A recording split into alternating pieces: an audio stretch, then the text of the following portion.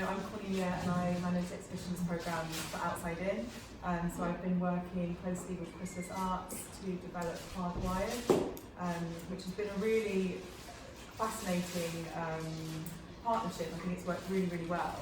And it's also been really interesting looking at the theme of technology and how the artists that we work with respond to the theme of technology, how people interpret it, maybe find it challenging or useful. And I think that's been something that we wanted to explore for a while. So as lots of you might know, Outside In we have a website which is one of the main functions of the charity and how we run. Artists can sign up through the website, create an online gallery, and through the website that's how people are able to submit work for exhibitions like this one.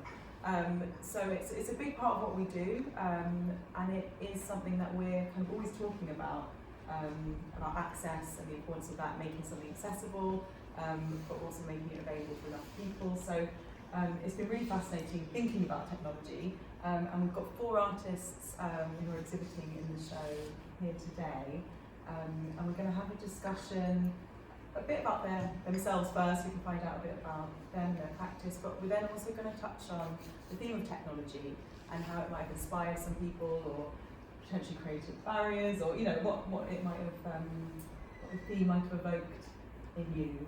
So we've got here Phil Baird and Ian Sherman, Jenny McCarthy and Lucy Barker. And I think it'd be really interesting first if we could just go through everyone, if you could just introduce yourself and maybe just explain a bit about your practice, the work you do, and maybe a bit about the artwork that's exhibited in the library. So Phil, if you'd like to start, would be great. Oh, right. Well, I first hooked up with Outside In about 6, 7 years, 2011 somewhere. And I did the step-up course, the workshop facilitation for workshop facilitators, and I did a few workshops with them in different places, and then I went on to start a creative writing workshop, and lots of the things are similar to our workshops. But I've done over 300 actual sessions at the Dragon Cafe in London, open every Monday if anyone's in London ever. It's a great place. So yeah, I've had works in various exhibitions as well. What can I say? Yeah, the pieces that are in this show is it's sort of like refinding yourself after this amazing explosion of technology that's happened. And as human beings, because it is in some ways so alien, these incredible, you can distort an image, you can Photoshop, got all these opportunities, but it's in relation to a little box with things in it. And so I think as people, and as we move further into a technological state, there's something that we need the soul to catch up somehow. I haven't investigated this fully, but in about 1900 and things, I don't know, is it the Prince Horn collection, there were people there and they sort of drew things in the air, like there may have been hallucination or something, but there was something sort of perceived in the ether, as it were, and that to me, and I think that's one of the reasons why there is so much mental illness today, is that there's a disconnect between us and computers and videos and all that sort of stuff.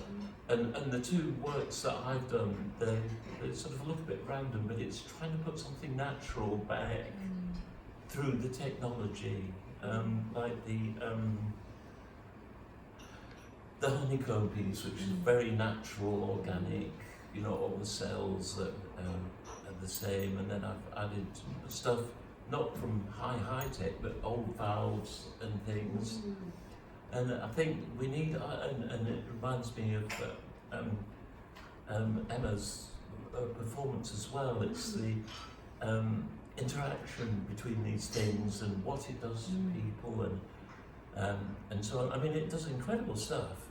You know, I mean, I remember like the photocopier was wow, but you know, it's moved on from there. But about the honeycomb piece with the lights, that just sort of came together really magically because a friend bought me a gift of these lights, and which is nice. I have them in the flat and one of the things. And then a friend was doing a bee show, all about bees, save the bees, and he had this honeycomb that somebody had given him. He said, "Can you do this one?" This my initial reaction was, what would I do? And then I thought, well, perhaps something. And so he gave me the honeycomb piece, and I added the lights and the different coloured gels and things, and there were wireless parts and bits of hard-wired, literal wiring, and at the same time I had this chrysalis, a dried moth chrysalis, a real one, and I was going to use it in the piece, and it just came together with the lights, the technology, the honeycomb, and so yeah, yeah, it's really I think that really does. I think you really, kind of, and it's very different work to a lot of the other work that you do. That's right, yes. I do sort of like pockets of, there's different ways of working. There's the sort of assemblage part, and I do a lot of collage and all sorts of different objects and things. And then there was a big series of outside-in, simple complex drawings. There's a book of those, they're on the website, a lot of them as well. And they were like black and white on watercolour paper as well. And then I did a second series, which was instead of black ink on white paper, it was white ink on black paper. And they're called the Journey drawings because they're in a concertina book. They're about 4 foot long. So yeah, all sorts of different work, bit of printmaking and so on. That's great, thanks Phil.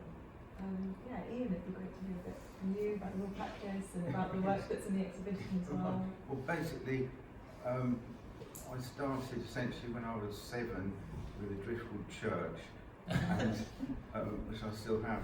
And by the time I was 16, because I'd come from basically an artisan background, I saw a film with Kirk Douglas about Van Gogh, and at that time I was thinking, what do I do with my life? And I thought about Van Gogh, I'm like him. So I ended up going to art college for a while, and I ended up doing product design, which was good for learning about materials and technology, but I was totally unsuitable in my mind for a career in that, and I became, even at that age, so eccentric that I ended up not going down that road, and I took a job in a government department, and I ended up fortuitously working in government laboratories that kept closing down, and I kept being moved to other ones, and they were technology laboratories to do with radar, surface coatings and microwave technology. I ended up being made redundant, but the artwork in terms of drawing and painting was continuing all the time, and I was always more interested in that, and I became reclusive and completely divorced from the art world. I had a few exhibitions in small galleries and sold certain things, and over the years I've developed friends that have done a lot to help me, especially with computers and things. Then in 2009 I became linked with Outside In, which again has done a tremendous amount to help, and I try to help them as much as I can. And in 1991 I was in a coatings laboratory that was closing, and it had been quite repressive, and I ended up being on temporary promotion in charge of it, and it was an anarchy then broke out, and I had a whole laboratory to play with, and that's when the assemblages started. So, and I remember I got loads of forms and put them in a glass tank and made some wonderful paper mache. And I also had ovens to dry it rapidly and mix resin with it to make it very tough. So 1992 was a year of absolute heaven. And I discovered the difference between repression and freedom, and by then I was 30, and the assemblages have continued. They're not all about technology, lots of them about forests, sea, comedians and all kinds of things. There's about 80 something of them now. The ones in the show are technology related. I kind of have a love-hate relationship with technology. Things like old engines I'm obsessed with, and railways. And I have a fascination with the aesthetic side of technology. Basically the assemblages are a response to a complex and beguiling world. I'm a kind of innocent in the world, and I take a step back from most of it. I don't have a mobile phone or computer, even though I've been helped a lot by computers, because up from the art point of view, with outside in and friends that have helped me. So I kind of step back from it while observing it and commenting on it. And the assemblages are basically some, rather like technology, are very much enhancing of life, and others are very sinister. And I feel that is essentially what technology is. It's our friend and our enemy all at the same time, depending who controls it. And I feel that now it's, with artificial intelligence, it's coming to a point where the human will have to be careful that they're not made irrelevant. And there's lots of dilemmas to come, I should think, with the advantages and the disadvantages. But one thing that I think shines through is, and actually has saved my life, is the advances in medicine and the technology with that. I've got a slight hernia operation to come soon, and that will possibly be a doddle compared to what it was 20 years ago.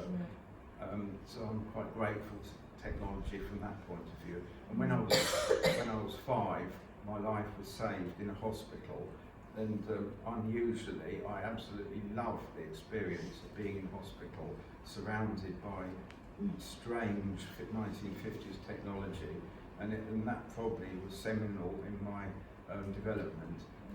So that's basically how far I've got so far. Thank you. Thank you. Jenny, So I'm a newbie to Outside In. I only joined less than a year ago, when I just read an article online about how you could get involved, and I went along and uploaded my work. Until then, I haven't really been doing any artwork. I've just been dabbling. I mostly do collages. I had a fascination for a long time with stamps and putting them up and rearranging, making new stamps, so putting the head of one person onto the body of another, and exhibiting there. So until Outside In, I haven't really practiced art for a long time. I was just doing jobs that weren't related to art and not being particularly fulfilled. Doing a little bit of teaching of life drawing, but for my own practice, it wasn't really going anywhere, and I didn't have an artist sort of community. So to be involved in this project has been just really thrilling, and a real turning point for me. My work didn't really consider technology until I saw the advert for Hardwired, and I looked at how my work could evolve in that direction, specifically to meet the challenge, could I get my work in this exhibition? You know, and it was the first time I'd worked on anything like that since university. So I started just gathering things that I thought related to my idea of technology, and it mostly involved taking things apart and putting them back together and linking them a little bit with collage. So I kind of still kept the collage elements but added more 3D aspects to it. So that's why they're quite pictorial, and they involve things like dressmaking patterns from 1950s Vogue. I think there's a stamp in there of a space woman, and they're fused with just anything technological that I could take to bits myself. So car radios, transistor radios, DVD players. I started going to cash converters and asking for anything that got broken, and they were saying that the DVD player that was broken. So he was laughing at me, and I think it was 99p. So I took that apart and I used the casing as the backdrop to mount things on. So I've got a series of about 5 pieces that incorporate lights as well, and bits of broken machinery. So I can relate to both of these two artists' work. I'm really excited about how I can further get involved with Outside. And you know, if it's anything like people I've been speaking to, their journey with the organisation, it looks like I've got a promising future ahead of me. Let's fingers crossed. But that's me really. Brilliant. Thanks, Jenny. Oh, Lucy. Yeah, I'm newbie as well to Outsiding. I just found out about it a few months ago, so it was really exciting to have that. I got accepted into this show. And yeah, I've always wanted to be an artist ever since I was born, probably, and always made things, but never really saw it as like something you could do as a job until I was about like nearly 30. I just done mundane jobs, didn't go to college or anything, and then just sort of ended up doing a photography course and learning how to use a dark room, and started doing experimental photography and sort of experimenting with light and long exposures and all sorts really. But I could never really settle on a particular art form, and it was also, I was always like, oh, I don't really know how to get on a degree or anything like that, and then I came across this interdisciplinary art and design degree, and didn't know what it meant, but the list of things sounded really exciting. It's like glass and welding and sculpture and all sorts, so I got onto that, and yeah, it just sort of was a big unfurling really. It was an amazing experience. I don't know, it was almost like, yeah, scales fell off of my eyes, and just having 3 years to just make stuff, it was just felt like such a privilege. And yeah, then I started getting into working in the arts, and I started organising a music and arts festival, which turned out to be a very expensive and consuming distraction for 10 years. And sort of continued to work in the arts, but always felt like I wasn't making my own stuff. I was always too busy doing the festival or whatever. And then I did an MA in 2012, and I was just about 14, got diagnosed dyspraxic. So that was took me 7 years now to like work out what that means. But in the last couple of years, I've really started to make the space for making my own stuff. So I feel like I do art projects with people all the time now, and in the last sort of couple of years I've really started to like make a bit of space to make stuff myself, and yeah, make all sorts really. I think I seem to like sort of getting really close to things and filming them or photographing them and then making them really huge, and sort of so we're really tiny. And that seems to, I've noticed that's a recurring theme. I've only just realised that in the last few weeks actually. So yeah, that sort of immersing people and myself in something seems quite important. And then for this, for the exhibition, the 2 pieces are, it's the sort of squiggly line light paintings. And that's a project I've been working on with some young people with neurodisability, so cerebral palsy. Some of them don't have speech, but they use technology to communicate. So one of them is she uses her eyes to control an iPad, and you know, and she can pick the voice she wants to speak with. And another lass who has a similar sort of tech, but a bit more low tech, but she prefers it to the iPad, but she taps with her head. And yeah, so as a sort of opportunity to experiment and play and go a bit wild, I wanted us to all try drawing, and I thought this would be a good way. So we've got a load of LED lights, all different colours, and everybody was selecting what they wanted on their chairs, and then attaching it in the way they wanted, and hired a big blackout space at Man Cafe in Frankfurt, and yeah, just went a bit wild really. It was a bit of there was a point where I was like, health and safety, is this alright? What are we doing? But it was fine, it was quite cushiony floor. And yeah, and using digital photography, so we sort of had this sort of duet between myself and the participant I was working with at the time, and they were experimenting with movement, and then I started experimenting with movement, and we could quickly review it on the screen on the camera and think about what we wanted to do next, and you know, like tweak it or try different lines and try drawing shape, and it was sort of quite anarchic and chaotic, but really good fun, and yeah, really enjoyable for all of us, I think, and we've made something beautiful out of it. So yeah, I like experimenting in sort of production kind of ways. Brilliant. Great. And one of the questions that I was thinking about, what I wanted to ask everyone, was, has your art practice changed as a result of changes in technology? I know a few of you made work specifically for this theme and maybe hadn't really interacted with technology before. And I was just wondering, maybe for the people who did that, do you think that you're going to keep using technology in your work? Or is it something that you kind of don't want to use again? And I mean, Phil, you made this piece, I think, Yes. the honeycomb specifically for this exhibition. Yeah, it came about for the exhibition. Yeah. Well, it's sort of, I suppose it's high tech and low tech, isn't there? And sort of LED lights have been between, I suppose.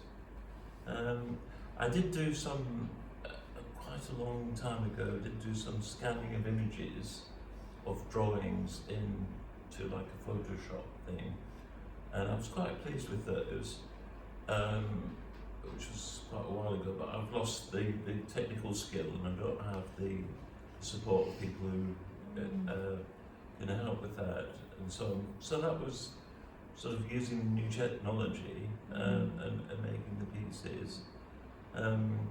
But I mean, a pencil and paper is possibly technology as well. That's true, exactly. It's sort of different degrees as well. Yeah.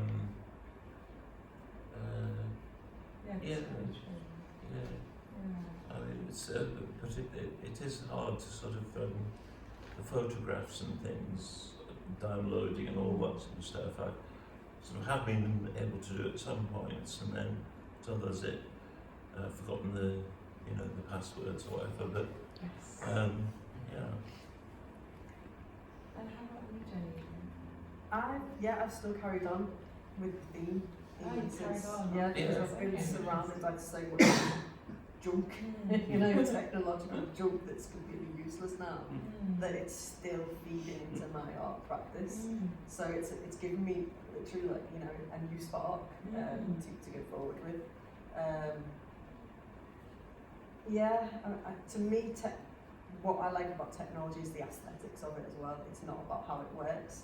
Like, I wouldn't go so far as describe myself as technophobe, but I'm not interested in learning about how technology works. I just like the stuff that it's made of. The physicality of it, and the pictorial things. That's why I like, I don't collect stamps, but I like them visually. Not really interested in where they've been or where they're going or how rare they are. I just want to cut them up and change them and kind of go around junk fairs and say, you've got any pictures of people? Oh, what type of people? It doesn't matter as long as they've got big moustaches and stuff. I can change them around. And I think some people are horrified when you see you get a couple of stamps and old books, but for me it's not about what they've been and what they can do. It's about what they look like now, which is why I don't, think twice about, cracking open an old calculator or anything. Whether it's valuable or not, it doesn't really matter to me. So I would like to use technology in a more of a proactive way in my art, in the sense of using working, functioning technology to record and to experiment with, photography. So, but for me, it's like, I would like a facilitator to do that. So I would almost like to take part in an LED light workshop, or somebody who knows a lot about making video pieces. So it's always something that feels a little bit out of my grasp, without more training. So it has definitely sparked something in me, but I'm still a little bit afraid of the actual workings of technological stuff. That makes sense. Yeah, completely. And like Lucy, you have so much of your work, you use technology in a lot of your work, and do you see it have you noticed that it's changed over time with developments in technology? Yeah, it has, but also I'm a bit of a technophobe as well. I'm really rubbish at learning how to use new things. Which is why digital photography with light painting is a good combination, because you can try something out and then redo it immediately by checking your image, and then so you can sort of learn in the moment. But I would never remember anything other than vague ideas of sort of, apertures or something like that. I don't have like a memory from the technical stuff. So I'm like I'm sort of around the edges with technology, but I really love using it. And if I also have to sort of structure certain things where it's like, I don't really know how to do that, and I'm not interested enough in it, like editing 360 films, for example. I'm going to get somebody else to like write a script for how to do it whilst showing me how to do it, and then I can take that, and then I should be able to do it myself. But yeah, I use it all the time, and I'm finding it's quite the 360 VR stuff and digital stuff, even though us just talking about it now makes me start feeling a bit like panicky and overwhelmed, because it is like too much information. Well, that's it, and it's like you've got to sort of mediate it and try and put up. I mean, I sometimes just almost have blinkers on to the amount of possible options or information, because my brain just doesn't want to handle that. And it almost sounds like what I'm picking up from a few people is that sometimes that can also be a barrier in itself, the fact that maybe you want to do something with technology, but then it's figuring out, how do I do this? Is there anyone to help me with it?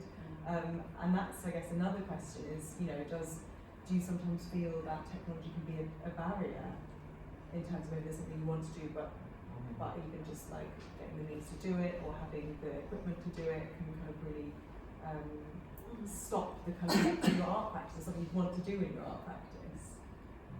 Yeah, definitely. Even to do with recording, like getting access to a decent camera and having it seems like you need a Mac to upload stuff or to digitalize to manipulate images. That's what people talk about in the art world. So if you haven't got expensive equipment, then this is where outside in comes in.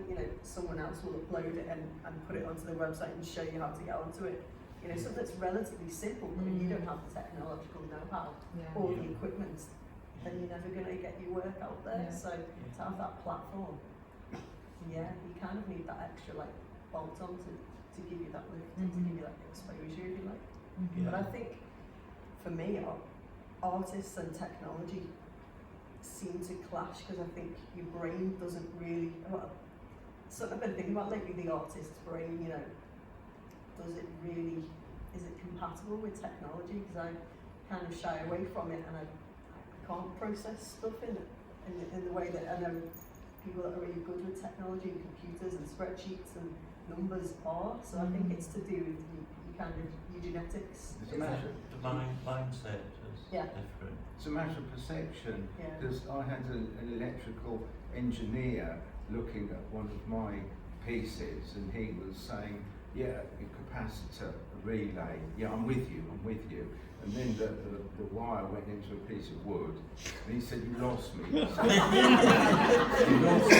And I said, wood is a very good insulator. And he said, but you still lost me. Because his he wasn't interested in what it was saying or the aesthetics.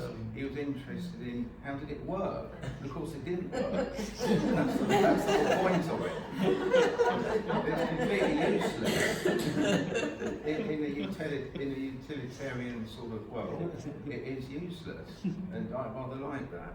So he actually thought your pieces were functioning pieces of technology? Yes, but he just didn't know what they were meant to do. And he was trying to find out. Yeah, I said it's a sculpture, like a block of stone, it's a sculpture. And he was going, but what does it do? He said you've got a relay capacitor resistors, so it must do something useful. Makes you think about that. That's a useful thing. Like fireworks, they're completely useless, aren't they? But they are, Mesmerising. yes, mesmerising.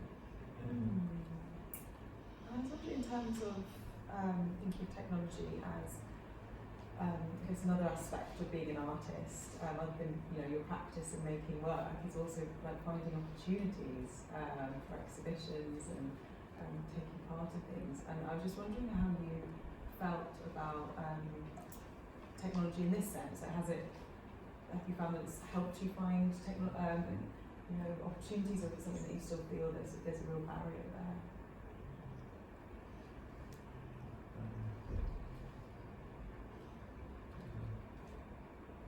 I guess it's amazing that people are able to connect together through technology or not, but more people, it's sort of democratised connectivity, because you can cheaply or freely at the library, you can make links and connections that that go way beyond your sort of sphere of physical sort of influence.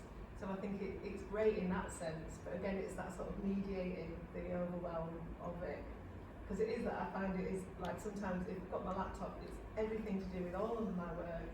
All the years of projects are in archives on disk things, and sometimes I look at it and it makes me feel completely overwhelmed and panicked, and I'll need to just go work in a sketchbook or something where it's a bit more like there's only this piece of paper, and it's much more sort of contained. So I think it is like a double-edged sword. You've got to sort of manage yourself within it and work out that you don't actually have to engage with everything.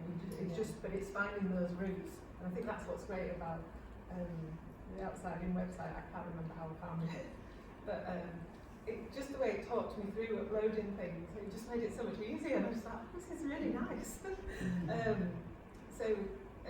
But then how do lots of people find out about that? And there is like the sort of, paper ways on posters or through openings or exhibitions, but also I would have never found out about it if I wasn't, on some wander through the internet. So yeah, it's tricky. It's an enabler, but also can be enabler as well. Very good for people whose handwriting isn't very good as well. I think forms and things are so much easier if you can just type them out rather than having to write everything by hand. So that's very positive. I found from the work point of view, having good quality pictures at an instant is remarkable. Yes. Compared to the days of ordinary photography, where it was always seemed to be a huge trial of getting the light and all that right, and then it was processing the paper in liquids and things. But I put up my own barriers, and some time ago I was helping someone's parents who were elderly, and he was working in Scotland, and he said, I'm going to buy you a mobile phone so I can contact you at any time. And I thought, oh no, I don't want that. And also other friends that it's like, I've just got to make a call, and then my phone. Have you seen my phone? I've lost my phone. And it's like a catastrophe, and then they find their phone and it's all right. And I just don't really want to go there. I must be the only one in the world, but I don't really want to go there to that extent. Well, there's lots of outside-in artists who don't, who prefer us to send them things in the post and not always, go through Yes. through the website. So we've got like a paper newsletter that we send out as well as our e-newsletter. And we do try and think of ways that you can reach people who might not have access to technology or might not want to use it. And it's something I think as organisations people are really thinking about at the moment. And I was just wondering if you had any tips for organisations of ways you think they could maybe use technology as a way to reach more people. If there was anything you'd ever kind of thought about, like, that would be a really great way to reach so and so. It's a good question, but yeah, it feels like we're just starting to get a bit of a sense of what it is, all this stuff, the social media and connectivity and all this kind of thing. We don't really know what we're playing with. Was it in Emma's piece, she mentioned McLuhan quote, because he said the medium is not the message, but he also said the medium is not neutral. And it's not, and I think that's what it creates a lot of anxiety around it, and because of all the sort of data mining and every website you go to, you have to give them your email address just to have a look or something. And so it's, I think part of it's on the individual to try and work out how to use it, how that fits with them, and for that to be, I don't know, to us to get a bit more savvy about that and stop it sort of affecting us badly. But yeah, it's a bit of a unwieldy thing. But yeah, you've got to remember that you're a human being. I mean, if Alexa says something that is actually wrong, you've got to question it and say that's wrong. Because on a lot of people, if Alexa says it, it must be right. Yeah, well, that's the concern. I'm a little bit terrified of the Alexa thing. I went somewhere where they had it and they kept saying, Alexa, put some good Sunday music on, and they put really bad music on. I was like, well, there you go. Who's Alexa? It's artificial intelligence. It's it's through Amazon. You get a little electric thing and you talk to it, and it looks on the internet for music or buys your. It can work your heating and toothbrush or all sorts. Do everything. It can probably lock your door. It can lock you in if it wants to. Definitely not going on. Oh dear, gosh, yes. And probably somebody in Australia could lock you in. A 13-year-old child in their bedroom, hacking into something would probably lock you in. Oh gosh. I think one thing. There's sort of the LinkedIn thing. I'm part of that, and perhaps, but it's sort of like you get all these requests and things from all sorts of people who are sure they do good things in that, but it's like a blanket network sort of thing that it sort of links up, but it doesn't connect. I've never actually used it to contact anybody myself, and it seems it's sort of like an overworking of networking where everybody's connected about everything else, but you still have to sort of plough your own field or whatever. So that's, I don't know, do people use LinkedIn? I've got a thing on it that I don't. Yeah. I mean, there's all sorts of people doing all sorts of things, but it needs to be a bit relevant. Yeah, and it's just trying to get through the ocean of information. I've got an awful memory, so I think I'm learning that I just need to keep things quite a bit narrow, but which closes me down from opportunities, but it makes me feel better. And you have to rely on sort of chance, and that's those sort of things coming a bit more.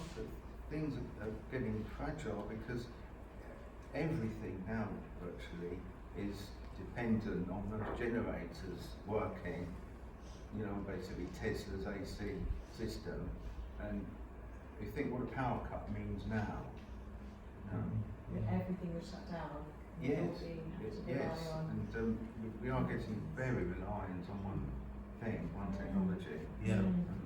And the electric car is coming, the driverless car, the charging at home, and all that is coming in, isn't it? So I guess the opposite of, you know, LinkedIn and doing all these things that are all online, are kind of having events like this, like kind of when you actually meet people. And I always, you know, I think that's something, like today's been really wonderful to be able to just connect with people and meet people, and you know, it's been really lovely, and those kind of connections that you can make in quite like a natural setting have been really nice, and kind of reminded me as well the importance of actually making time and making space to have these real kind of connections and talks with people, as well as all the stuff we do online. Well, I guess you've answered the question then, haven't you? Yeah. So, as the tips are out, it's using the technology to generate more small group get-togethers where people can discuss ideas and meet up and get feedback about their artwork or whatever. There's something really great that can happen when you get artists all in the same place. You know, it takes a while to figure out who you get on with and whose work you relate to, but you know, what you can actually produce in person is amazing. And I can't really think, I mean, probably somebody will correct me, but I can't really think of any fantastic works of arts that have been produced remotely by a group of people. When I think of technology and art, the only thing I can think of, or people I can think of, is David Hockney, you know, using fax machines and his iPad, but even that's just him on a piece of technology. But has anyone actually tried to make art using technology, not being in the same space? I don't know, maybe it's something to explore, but like you've been saying, it's what's been most fantastic about this experience is meeting other people and seeing how they related to the theme, and it's something that brings you together, and that's what technology kind of stops you from doing often, you know. Stops you from having real life experiences, which is where the addiction starts. Or you hardly ever go out, because you can do all your communicating from home. Yeah. But if somebody has done an artificial intelligence, made an artificial intelligence artist, and the computer produces its own random sort of things. So what's that? It made artificial intelligence artists, yes, they do patterns and all sorts of things. But it had no sort of outrage, joy, or anything else in particular. It was pretty bland, I think. But then that's how I feel about a lot of contemporary art. It's all cut out the middleman sort of thing. Somebody, I don't know whether it's the same thing, but somebody made a piece of technology to produce a painting, or a robot produced a painting, and then it was sold for thousands of pounds. It was supposed to look like a Monet or a Rembrandt, that was it. I remember seeing that on the news. So I guess somebody has used technology in that sense. And it must have been a collaboration to make that robot, to make that piece of art. So, yeah. But I think the environment plays a big part in this now as well. You're talking about still wanting to reach people through paper, you know, and it's giving you a lot more pressurised in the future not to produce anything by paper anymore. So technology will be the only way to go forward. I use Facebook, and it connects me with people that I've perhaps lost contact for maybe 30 years or something. Then you can find people, and it's good to know that they're wherever they are, but you can always sort of like communicate, and I think sort of like going away to college, if I'd had something like Facebook, it would have been incredible, because you'd be able to sort of get in touch with pals who are, you know, 200 miles away and stuff, and I think that is good as well, and reform friendships and stuff. Yeah, there's definitely a lot of positives as well as the negatives. Oh yeah. Okay, brilliant. Well, it's really great hearing all your ideas about technology and just talking about it in some more detail, so thank you. Thank you. And if anyone's got any questions, I just got something that, Phil, you know, you said about like the mental health and the disconnection and all that with technology. Yes.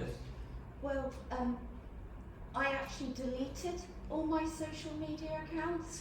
Oh, okay. And I was chatting to the psychologist I see weekly, and he said that more and more people they're recommending, especially if you have like paranoia issues and stuff, or like psychosis, to not be on social media. Oh, really? Because of what it does, the whole kind of those words like following and like, Yeah. and what they can do too. They're like fundamentally what they mean. Right. So yeah, I think that what there's a real connection there. But it was liberating. It was I won't go back. Okay. Oh, Getting rid of them, just all of a sudden there was like this pressure gone, and it's kind of like, yeah. And I know that I'm not the only one, but that more and more people who have those things in their lives are doing that. But I think it connects into what you were saying, and what Ian was saying, and actually what everyone was saying.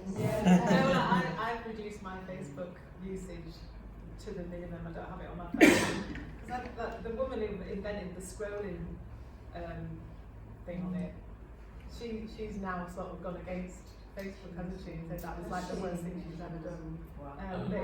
Because now they've got it everywhere, and you do something, it's like a mouse on a wheel. You just can't stop, and you're sort of gorging on something as you're doing it. And I think any sort of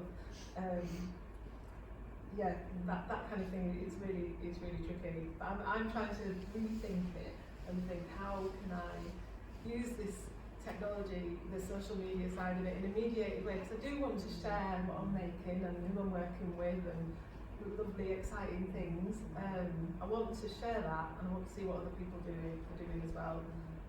So I'm trying to work out a way that I can use it without it, Finding a way it can work for you, technology can work for you, whether that's not using certain things or using them in a limited way, or just in a way that feels right to you. I've had exactly the same dilemma. In fact, while I was sitting making a piece of art, the last piece of art, I was thinking exactly like, I'd like to be able to share this, but I don't want to put it on Facebook because I don't want everyone to see it. And then I've got to go back and look at all the comments and go, thanks very much, or yes, Danielle, I made it yesterday. It's like, why do I need to just like blurt out everything to everybody in my... I don't use Facebook anymore, but I think to myself, my sister's missing out on things that I'm doing, or my nearest and dearest, then you can pick up the phone. But I'm in the same dilemma. I stopped using Facebook and Twitter, and the only thing I occasionally use is Instagram, just to upload a piece, but I won't put a comment. I'll just say work in progress or made this outside in. That's the last thing I did. So for me, it's like I don't feel the need. I like existing on my own and seeing people face to face. I have a friend that works in auction houses. He's used to cataloguing, and he's put a lot of my 1980s drawings on Facebook, and sometimes it says, you've got a like, some professor from Argentina likes it, and that, which is very, very good. But I don't want to get into the position where if I don't get a like that day, I go into a depression or something. It's the icing on the cake rather than one of life's essentials, I think. Absolutely. I can see we've got another question. Yeah, it's just leading on a little bit, because I've been on the fence with this for a really long time, because social media, for example, it can be a really good form of connection if you are physically incapable of leaving the house, if you have anxiety issues, if you're just too busy to go and physically be in the same space as somebody. But then, I feel like my university started this kind of like mental health Facebook, which we had access to, and I was like, cool, check it out. It's good for people who can't pick up the phone, but it was so isolating, it was horrible. And I was like, I did not feel comfortable at all. And I don't know whether social media is ultimately isolating because we don't go, let's go and be in a space, or if it is a really good facilitator for people who can't go and be in those spaces.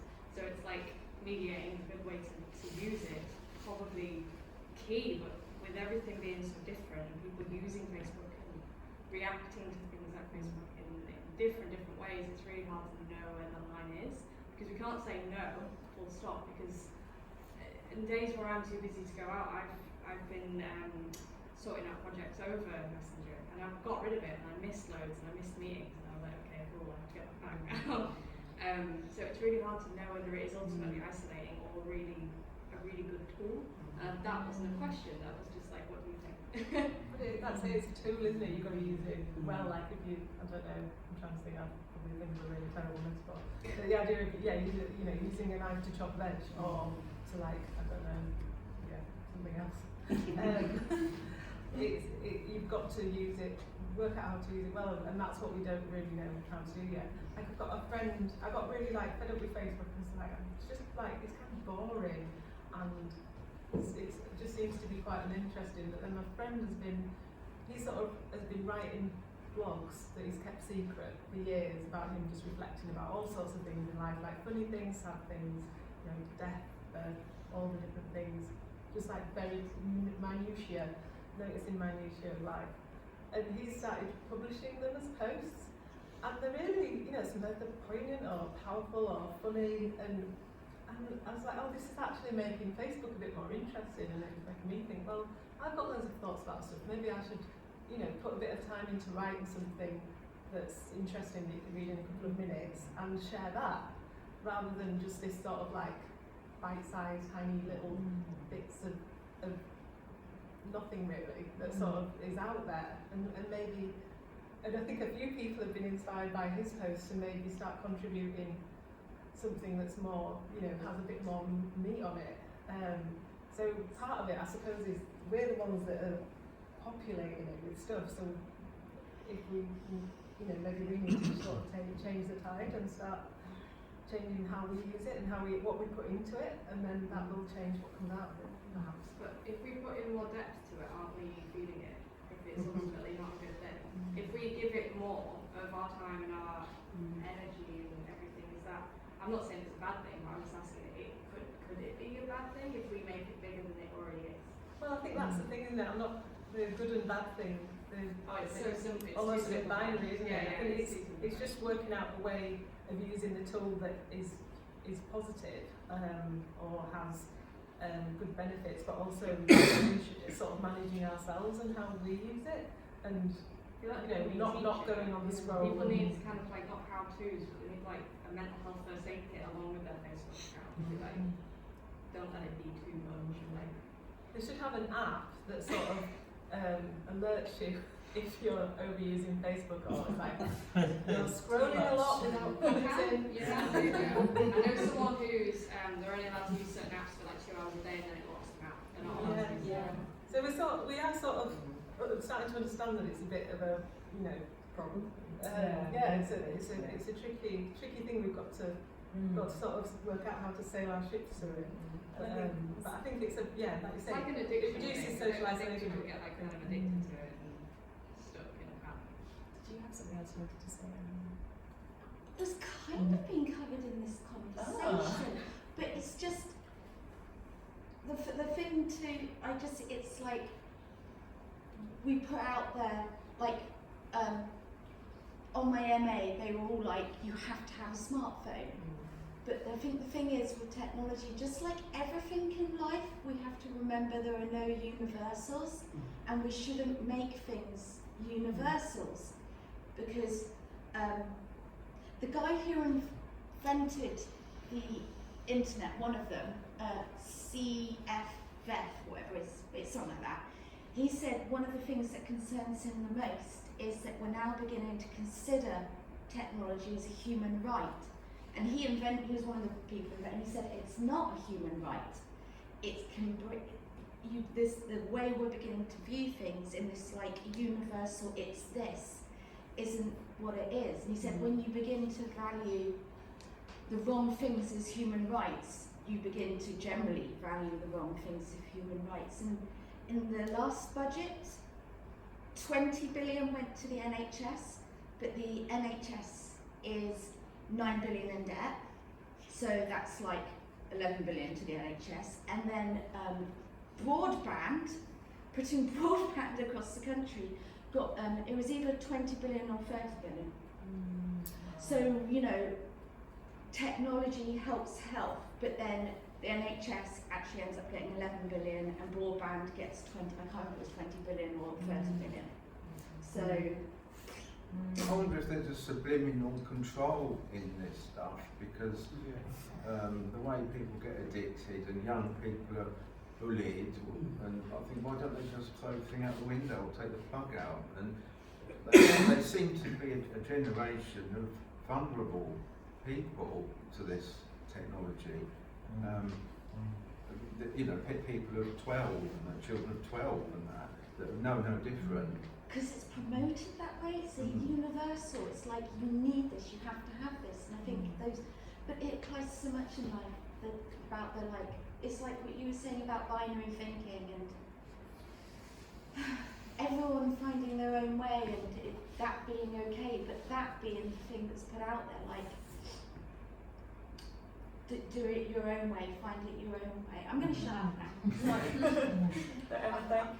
Yes, I was just going to say, I think, on follow on from that, I think schools try and get identical children coming out at 16, so I don't think our school system allows our children to think necessarily independently and to develop that personalities. Do you know what I mean? To be able to discern how to use them. You know, they just think they're saying not going out year after year. And I think that does affect them. That does affect the use of technology and maybe more vulnerable children getting issues. That's a really good point.